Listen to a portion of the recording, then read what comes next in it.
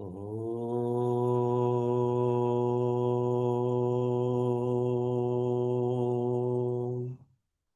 ओम। ओम। ओम।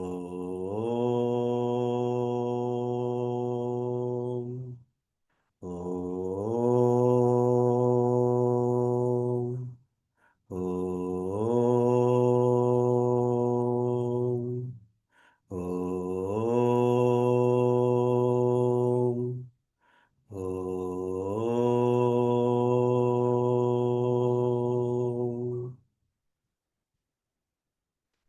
श्री शिव महापुराण।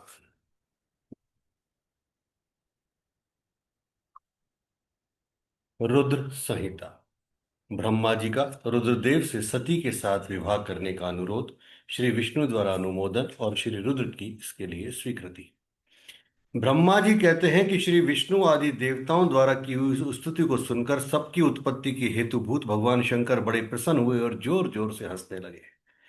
मुझ ब्रह्मा और विष्णु को अपनी अपनी पत्नी के साथ आया देख महादेव जी ने हम लोगों से यथोचित वार्तालाप किया और हमारे आगमन का कारण पूछा।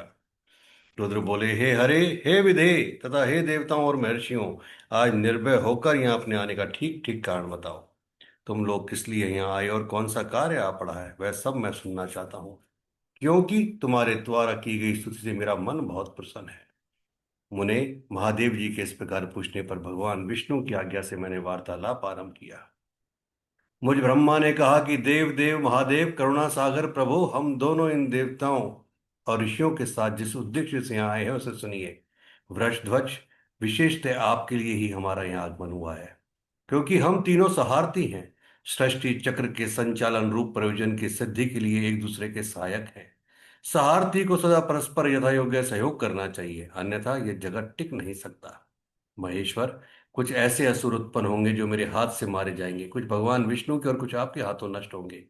महाप्रभु, कुछ असुर ऐसे होंगे जो आपके वीर्य से उत्पन्न हुए पुत्र के हाथ से ही मारे जा सकेंगे।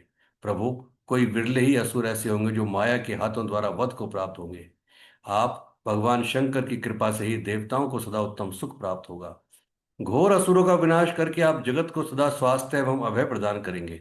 अथवा यह भी संभव है कि आपके हाथ से कोई भी असुर ना मारे जाएं, क्योंकि आप सदा योग युक्त रहते हुए राग द्वेष से रहने में ही लगे रहते हैं। ईश, यदि वे असुर भी आराधित हों, आपकी दया से अनुग्रहित होते रहें, तो सृष्टि और पालन का कार्य कैसे चल सकता है। अतः वृषध्वज, आपको प्रतिदिन सृष्टि आदि के उपयुक्त कार्य करने के लिए उद्यत रहना चाहिए। यदि सृष्टि पालन और संहार रूप कर्म से ना करने हो, तब तो हमने माया से जो भिन्न भिन्न शरीर धारण किए हैं, उनकी कोई उपयोगिता अथवा औचित्य ही नहीं है। वास्तव में हम तीनों एक ही हैं, कार्य के भेद से भिन्न भिन्न देह धारण करके स्थित हैं। यदि कार्य भेद ना सिद्ध हो, तब तो हमारे रूप भेद का कोई प्रयोजन ही नहीं है। देव, एक ही परमात्मा महेश्वर तीन स्वरूपों में अभिव्यक्त हुए हैं। इस रूप भेद में उनकी अपनी माया ही कारण है। वास्तव में प्रभु स्वतंत्र हैं। वे लीला के उद्देश्य से ही ये सृष्टि आदि कार्य करते हैं। भगवान श्री हरि उनके बाएं अंग से प्रकट हुए हैं, मैं ब्रह्मा उनके दाएं अंग से प्रकट हुआ हूँ, और आप रुद्रदेव उन सदाशिव के हृदय से आविर्भूत हुए हैं। अतः आप ही शिव के पूर्ण रूप हैं। प्रभु, इस प्रकार अभिन्न रूप होते हुए भी हम तीन रूपों में प्रकट हैं। सनातन देव, सनातन देव, हम तीनों इन्हीं भगवान सदाशिव और शिवा के पुत्र हैं। यथार्थ तत्व का आप हृदय से अनुभव कीजिए। प्रभु, मैं और श्री विष्णु आपके आदेश से प्रसन्नता पूर्वक लोक की सृष्टि और पालन के कार्य कर रहे हैं, तथा कार्य कारणवश सपत्नीक भी हो गए हैं। अतः आप भी विश्व विश्व हित के लिए तथा देवताओं को सुख पहुंचाने के लिए एक परम सुंदरी रमणी को अपनी पत्नी बनाने के लिए ग्रहण करें। महेश्वर, एक बात और है, उसे सुनिए। मुझे पहले के वृतांत का स्मरण हुआ है। पूर्व काल में आपने ही शिव रूप से जो बात हमारे सामने कही थी, वही समय सुना रहा हूं। आपने कहा था, ब्राह्मण, मेरा ऐसा ही उत्तम रूप तुम्हारे अंग विषय तलार से प्रकट होगा, जिसकी लोक में रुद्र नाम से प्रसिद्धि होगी। तुम ब्रह्मा सृष्टिकर्ता हो गए, श्री हरि जगत का पालन करने वाले हुए, और मैं सगुण रुद्र रूप होकर संगार करने वाला होऊंगा। एक स्त्री के साथ विवाह करके लोक के उत्तम कार्य की सिद्धि करूंगा। अपनी कही हुई इस बात को याद करके आप अपनी ही पूर्व प्रतिज्ञा को पूर्ण कीजिए। स्वामिन, आपका यह आदेश है कि मैं सृष्टि करूं, श्री हरि पालन करें, और आप स्वयं संगार के हेतु बनकर प्रकट हों। सो आप साक्षात शिव ही संगारकर्ता के रूप में प्रकट हुए हैं। आपके बिना हम दोनों अपना अपना कार्य करने में समर्थ नहीं हैं। अतः आप एक ऐसी कामिनी को स्वीकार करें जो लोकहित के कार्य में तत्पर रहे। शंभो, जैसे लक्ष्मी भगवान विष्णु की और सावित्री मेरी सहधर्मिणी है, उसी प्रकार आप इस समय अपने जीवन सहचरी प्राण वल्लभा को ग्रहण करें। मेरी ये बात सुनकर लोकेश्वर महादेव जी के मुख पर मुस्कुराहट दौड़ गई। वे श्रीहरि के सामने मुझसे इस प्रकार बोले।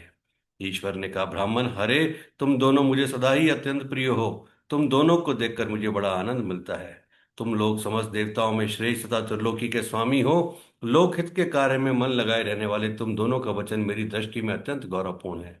किंतु सुरश्रेष्ठ गण, मेरे लिए विवाह करना उचित नहीं होगा, क्योंकि मैं तपस्या में संलग्न रहकर सदा संसार से विरक्ति रहता हूँ और योगी के रूप में मेरी प्रसिद्धि है, जो निवृत्ति के सुंदर मार्ग पर स्थित है, अपने आत्मा में ही रमण करता आनंद मानता है, निरंजन माया से निर्लिप्त है, जिसका शरीर अवधूत दिगंबर है, जो ज्ञानी, आत्मदर्शी और कामना से शून्य है, जिसके मन में कोई विकार नहीं है, जो भोगों से दूर रहता है तथा जो सदा पवित्र और मंगल वेशधारी है, उसे संसार में कामिनी से क्या प्रयोजन है?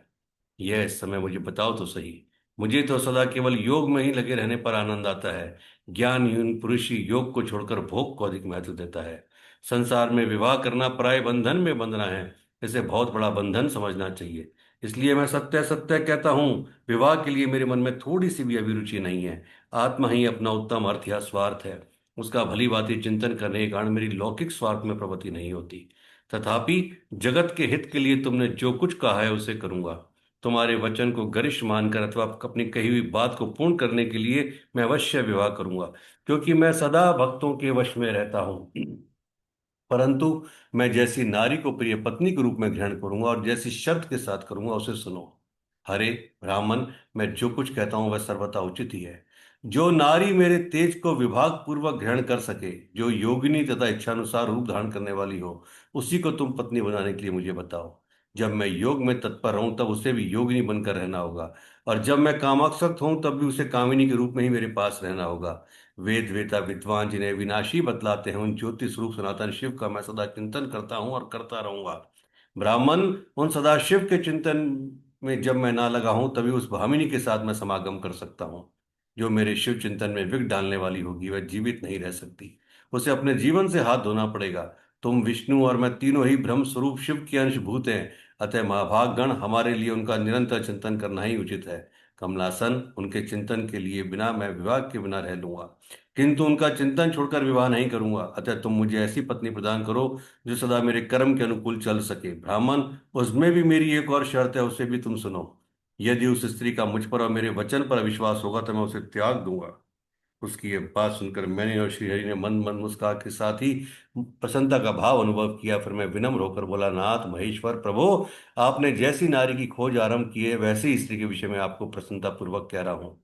साक्षात सदाशिव की धर्म पत्नी जो उमा है, वही जगत का कार्य सिद्ध करने के लिए भिन्न भिन्न रूप में प्रकट हुई हैं। प्रभु, सरस्वती और लक्ष्मी ये तो रूप धारण करके वे पहले ही आ चुकी हैं। इनमें लक्ष्मी तो श्री विष्णु की प्राण वल्लभा हो गई, सरस्वती मेरी अब हमारे लिए वे तीसरा रूप धारण करके प्रकट हुई हैं। प्रभु, लोकहित का कार्य की करने की इच्छा वाली देवी शिवा दक्ष पुत्र के रूप में अवतीर्ण हुई है। उनका नाम सती है। सती ही ऐसी भार्या हो सकती है जो सदा आपके लिए हितकारिणी हो। देवेश, महातेजस्विनी सती आपके लिए आपको पति रूप में प्राप्त करने के लिए दृढ़ता पूर्वक कठोर व्रत का पालन करती हुई तपस्या कर रही हैं। महेश्वर, आप उन्हें वर देने के लिए जाइए, कृपा कीजिए और बड़ी प्रसन्नता के साथ उन्हें उनकी तपस्या के अनुरूप वर देकर उनके साथ विवाह कीजिए। शंकर, भगवान विष्णु की, मेरी तथा इन संपूर्ण देवताओं की यही इच्छा है। आप अपनी शुभ दृष्टि से हमारी इस इच्छा को पूर्ण कीजिए, जिससे हम आदर पूर्वक उस उत्सव को देख सकें। ऐसा होने से तीनों लोकों में सुख देने वाला परम मंगल होगा और सबकी सारी चिंता मिट जाएगी, इसमें संशय नहीं है। तदंतर मेरी बात समाप्त होने पर लीला विग्रह धारण करने वाले भक्त वत्सल महेश्वर से मधुसूदन अच्युत ने इसी का समर्थन किया।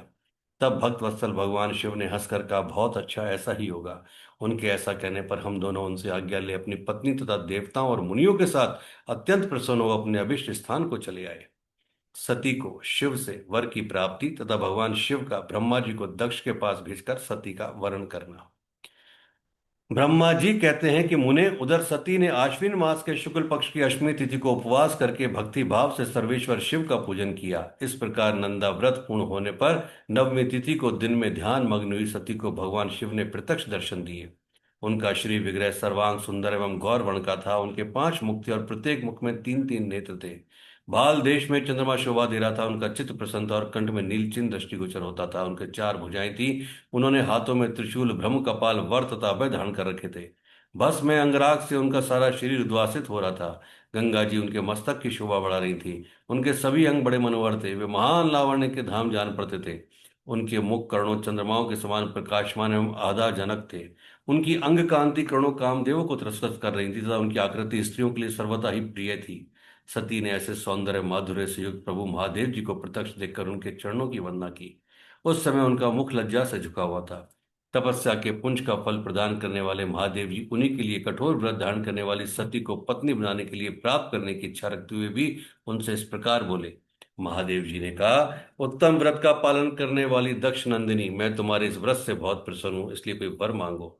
तुम्हारे मन को जो अभिष्ट होगा वही वर मैं तुम्हें दूंगा।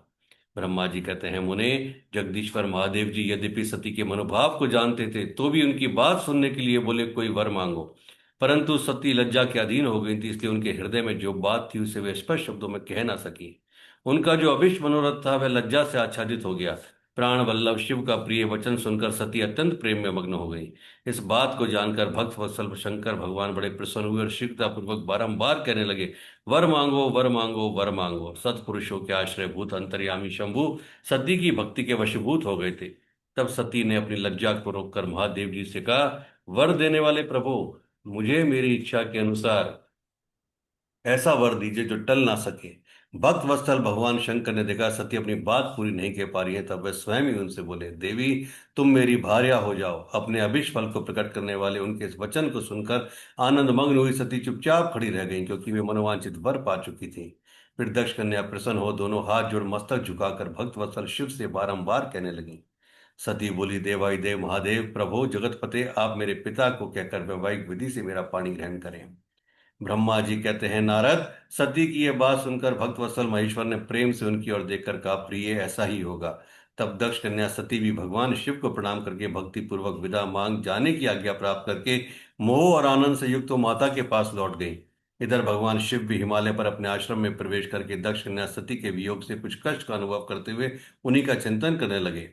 देवर्षि फिर मन को एकाग्र करके लौकिक गति का आश्रय ले भगवान शंकर ने मनी मन मेरा स्मरण किया। त्रिशूलधारी महेश्वर के स्मरण करने पर उनकी सिद्धि से प्रेरित हो मैं तुरंत ही उनके सामने जा खड़ा हुआ। तात, हिमालय के शिखर पर जहाँ सती के वियोग का अनुभव करने वाले महादेव जी विद्यमान थे, वहीं मैं सरस्वती के साथ उपस्थित हो गया। देवर्षि, सरस्वती सहित मुझे आया देख सती के प्रेम पाश में बंधे हुए शिव उत्साह पूर्वक बोले। शंभू ने कहा, ब्राह्मण, मैं जब से विवाह के कार्य में स्वार्थ बुद्धि कर बैठा हूं तब से अब मुझे स्वार्थ में ही स्वत्व सा प्रतीत होता है। दक्ष कन्या सती ने बड़ी भक्ति से मेरी आराधना की है। उसके नंदा व्रत के प्रभाव से मैंने उसे अभिष्ट वर देने की घोषणा की। ब्राह्मण, तब उसने मुझसे यह वर मांगा कि आप मेरे पति हो जाइए। यह सुनकर सर्वथा संतुष्ट हो मैंने भी कह दिया कि तुम मेरी पत्नी हो जाओ। तब दक्षाणी सती मुझसे बोली, जगतपति, आप मेरे पिताजी को सूचित करके वैवाहिक विधि से मुझे ग्रहण करें। ब्राह्मण, उसकी भक्ति से संतोष होने के कारण मैंने उसका वह अनुरोध भी स्वीकार कर लिया। विधात, तब सती अपनी माता के घर चली गई और मैं यहाँ चला आया। इसलिए तुम अब मेरी आज्ञा से दक्ष के घर जाओ और ऐसा यत्न करो जिससे प्रजापति दक्ष शीघ्र ही मुझे अपनी कन्या का दान कर दे। उनके इस प्रकार आज्ञा देने पर मैं और कृत्य कृत्य और प्रसन्न हो गया तथा भक्त वत्सल विश्वनाथ इस प्रकार बोला। मुझ ब्रह्मा ने कहा, भगवान शंभो, आपने जो कुछ कहा है उस पर भली भांति विचार करके हम लोगों ने पहले से ही उसे सुनिश्चित कर दिया है। व्रजध्वज, इसमें मुख्यतः देवताओं पर मेरा भी स्वार्थ है। दक्ष स्वयं ही आपको अपनी पुत्री प्रदान करेंगे, किंतु आपकी आज्ञा से मैं भी उनके सामने आपका संदेश कह दूंगा। सर्वेश्वर महाप्रभु महादेव जी से ऐसा कहकर मैं अत्यंत वेगशाली रथ के द्वारा दक्ष के घर जा पहुंचा। नारद जी ने पूछा, वक्ताओं में श्रेष्ठ महाभाग विधात बताइए। तब सती घर पर लौट कर आई। तब दक्ष ने उनके लिए क्या किया? ब्रह्मा जी ने कहा, तपस्या करके मनोवांछित वर पाकर सती जब घर को लौट गई तब वहां उन्होंने माता पिता को प्रणाम किया। सती ने अपनी सखी के द्वारा माता पिता को तपस्या संबंधी सब समाचार कहलवाया। सखी ने यह भी सूचित किया कि सती को महेश्वर से वर की प्राप्ति हुई है। वे सती की भक्ति से बहुत संतुष्ट हुए हैं। सखी के मुख से सारा वृतांत सुनकर माता पिता को बड़ा आनंद प्राप्त हुआ और उन्होंने महान उत्सव किया। उदार चिता दक्ष और महामनस्विनी वीरणी ने ब्राह्मणों को उनकी इच्छा के अनुसार द्रव्य दिया था। नन्हे अंधे और दीनों को भी धन बांटा। प्रसन्नता बढ़ाने वाली अपनी पुत्री को हृदय से लगाकर माता वीरणी ने उसका मस्तक सूंघा और आनंदमग्न होकर उसकी बारंबार प्रशंसा की। तदंतर कुछ काल व्यतीत होने पर धर्मज्ञों में शेष दक्ष इस चिंता में पड़े कि मैं अपनी इस पुत्री का विवाह भगवान शंकर के साथ किस तरह करूं। महादेव जी प्रसन्न होकर आए थे, पर वे तो चले गए। अब मेरी पुत्री के लिए वे फिर कैसे यहाँ आएंगे। यदि किसी को शीघ्र ही भगवान शिव के निकट भेजा जाए तो यह भी उचित नहीं जान पड़ता, क्योंकि यदि वे इस तरह अनुरोध करने पर भी मेरी पुत्री को ग्रहण न करें तो मेरी याचना निष्फल हो जाएगी। इस प्रकार की चिंता में पड़े हुए प्रजापति दक्ष के सामने मैं सरस्वती के साथ सहसा उपस्थित हुआ। मुझ पिता को आया देख दक्ष प्रणाम करके विनीत भाव से खड़े हो गए। उन्होंने मुझ स्वयंभू को यथा योग्य आसन दिया। तदंतर दक्ष ने जब मेरे आने का कारण पूछा, तब मैंने सब बातें बताकर उनसे कहा, प्रजापति, भगवान शंकर ने तुम्हारी पुत्री को प्राप्त करने के लिए निश्चय ही मुझे तुम्हारे पास भेजा है। इस विषय में जो श्रेष्ठ करते हो उसका निश्चय करो। जैसे सती ने नाना प्रकार के भावों से तथा सात्विक व्रत के द्वारा भगवान शिव की आराधना की है, उसी तरह वे भी सती की आराधना करते हैं। इसलिए दक्ष, भगवान शिव के लिए ही संकल्पित एवं प्रकट हुई अपनी इस पुत्री को तुम अविलंब उनकी सेवा में सौंप दो, इससे तुम कृतकृत्य हो जाओगे।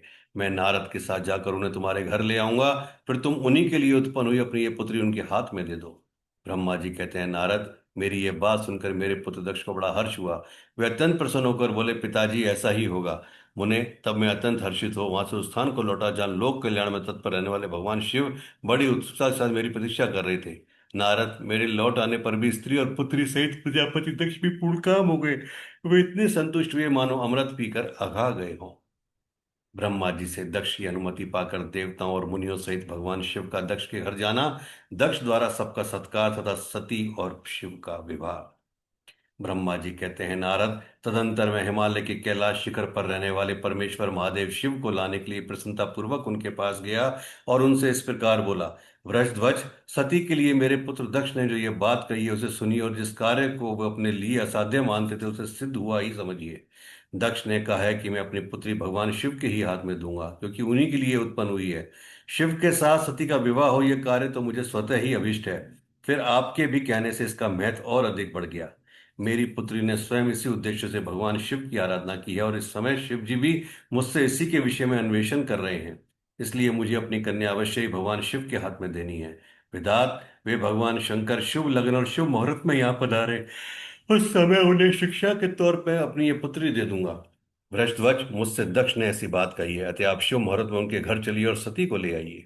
मुने, मेरी ये बात सुनकर भक्त वत्सल रुद्र लौकिक गति का आश्रय ले हंसते हुए मुझसे बोले, संसार की सृष्टि करने वाले ब्रह्मा जी, मैं तुम्हारे और नारद के साथ ही दक्ष के घर चलूंगा, अतः नारद का स्मरण करो। अपने मरीचि आदि मानस पुत्र को भी बुला लो।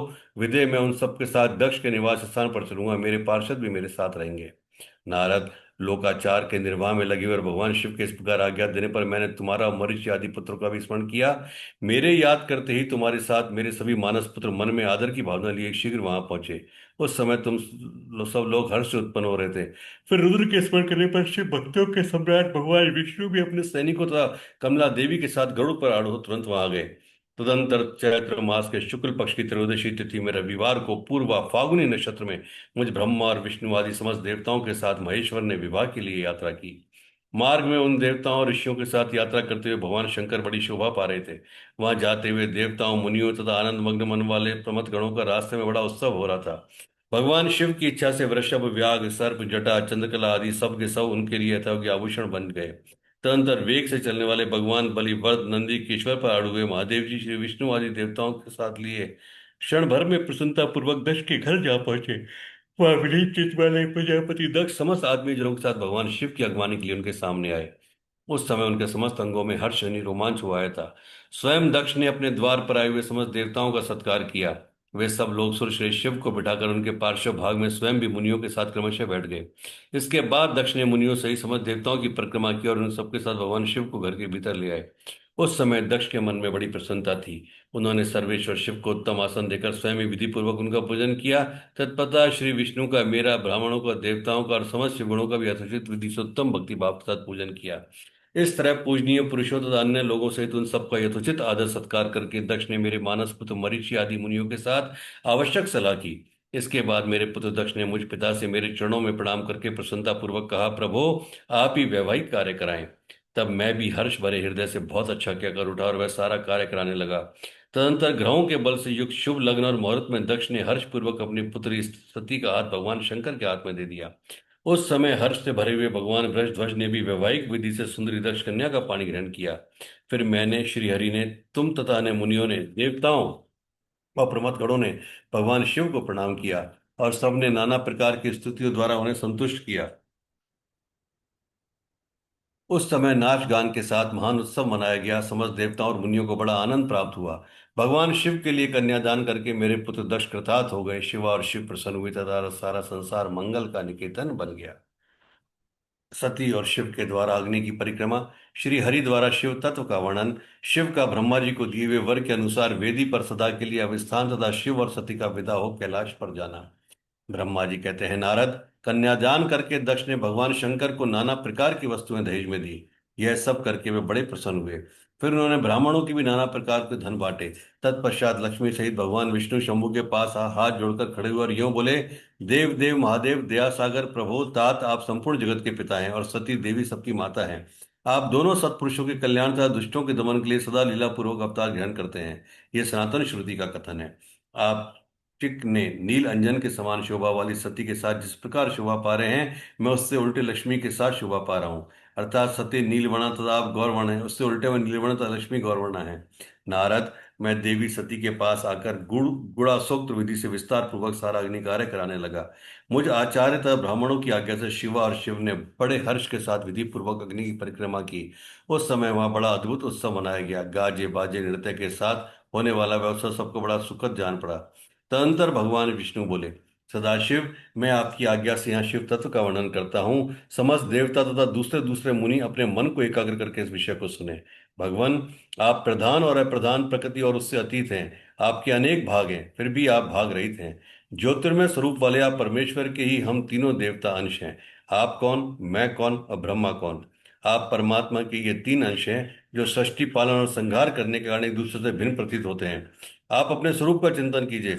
आपने स्वयं ही लीला पूर्वक शरीर धारण किया है। आप निर्गुण ब्रह्म रूप से एक हैं। आप ही सगुण ब्रह्मा हैं और हम ब्रह्मा विष्णु तथा रुद्र तीनों आपके अंश हैं। जैसे एक ही शरीर के भिन्न भिन्न अवयव मस्तक ग्रीव आदि नाम धारण करते हैं, तथापि उस शरीर से वे भिन्न नहीं है, उसी प्रकार हम तीनों अंश आप परमेश्वर के ही अंग हैं। जो ज्योतिर्मय आकाश के समान सर्वव्यापी एवं निर्लेप स्वयं ही अपना धाम पुराण कुटस्थ अव्यक्त अनंत नित्य तथा दीर्घ आदि विशेष गुणों से रहित निर्विशेष ब्रह्मा है, वही आप शिव हैं, अतः आप ही सब कुछ हैं। ब्रह्मा जी कहते हैं, मुनीश्वर भगवान विष्णु की यह बात सुनकर महादेव जी बड़े प्रसन्न हुए। तदंतर उस विवाह यज्ञ के स्वामी यजमान परमेश्वर शिव प्रसन्न हो लौकिक की गति का आश्रय ले हाथ जोड़कर खड़े हुए मुझ ब्रह्मा से प्रेम पूर्वक बोले। शिव ने कहा, ब्राह्मण, आपने सारा वैवाहिक कार्य अच्छी तरह संपन्न करा दिया। अब मैं प्रसन्न हूँ। आप मेरे आचार्य हैं, बताइए आपको क्या दक्षिणा दूं? सूरज देश, आप उस दक्षिणा को मांगिए। महाभाग, यदि वह अत्यंत दुर्लभ हो तो भी उसे शीघ्र कहिए। मुझे आपके लिए कुछ वह दे नहीं है। मुने, भगवान शंकर का यह वचन सुनकर मैं हाथ जोड़ विनीत से उन्हें बारंबार प्रणाम करके बोला, देवेश, यदि आप प्रसन्न हो और महेश्वर, यदि मैं वर पाने के योग्य हूं तो प्रसन्नता पूर्वक जो बात कहता हूं उसे आप पूर्ण कीजिए। महादेव, आप इसी रूप में इसी वेदी पर सदा विराजमान रहें, जिससे आपके दर्शन से मनुष्य के पाप धुल जाएं। चंद्रशेखर, आपका सानिध्य होने से मैं इस वेदी के सही आश्रय बनाकर तपस्या करूं, यह मेरी अभिलाषा है। चैत्र के शुक्ल पक्ष की त्रयोदशी को पूर्व फाल्गुनी नक्षत्र में रविवार के दिन इस भूतल पर जो मनुष्य भक्ति भाव से आपका दर्शन करे, उसके सारे पाप तत्काल नष्ट हो जाएं, विपुल पुण्य की वृद्धि हो, समस्त रोगों का सर्वदा नाश हो जाए। जो नारी दुर्भाग्य अवंध्या कानी अथवा रूपहीना हो, वह भी आपके दर्शन मात्र से अवश्य ही निर्दोष हो जाए। मेरी ये बात सुनकर उनकी आत्मा को सुख देने वाली थी। इसे सुनकर भगवान शिव ने प्रसन्नचित्त से कहा, विधात, ऐसा ही होगा। मैं तुम्हारे कहने से संपूर्ण जगत के हित के लिए अपनी पत्नी सती के साथ इस वेदी पर से भाव से स्थिर रहूंगा। ऐसा कि अगर पत्नी से भगवान शिव अपनी अंश रूपणी मूर्ति को प्रकट करके वेदी के मध्य भाग में विराजमान हो गए। तत्पश्चात स्वजनों पर स्नेह रखने वाले परमेश्वर शंकर दक्ष से विदा ले अपनी पत्नी सती के साथ कैलाश जाने को उद्यत हुए। उस समय उत्तम बुद्धि वाले दक्ष ने विनय से मस्तक झुका हाथ जोड़ भगवान वृषध्वज की प्रेम पूर्वक स्तुति की। फिर श्री विष्णु आदि समस्त देवताओं, मुनि और शिवगणों ने नमस्कार पूर्वक नाना प्रकार की स्तुति करके बड़े आनंद से जय जयकार किया। तदंतर दक्ष की आज्ञा से भगवान शिव ने प्रसन्नता पूर्वक सती को वृषभ की पीठ पर बिठाया और स्वयं भी उसी पर आरूढ़ हो वे प्रभु हिमालय पर्वत की ओर चले। भगवान शंकर के समीप वृषध्वज पर बैठी हुई सुंदर दांत और मनोहर हास वाली सती अपने नील श्याम वर्ण के कारण चंद्रमा में नीली रेखा के समान शोभा पा रही थी। उस समय उन नव दंपति की शोभा देख श्री विष्णु आदि समस्त देवता, मरीचि आदि महर्षि और दूसरे लोग ठगे से रह गए। हिल डुल भी ना सके था, दक्ष भी मोहित हो गए। तत्पश्चात कोई बाजे बजाने लगे और कोई दूसरे मधुर स्वर से गीत गाने लगे। कितने ही लोग प्रसन्नता पूर्वक शिव के कल्याण में उज्जवल यश का गान करते हुए उनके पीछे पीछे चले।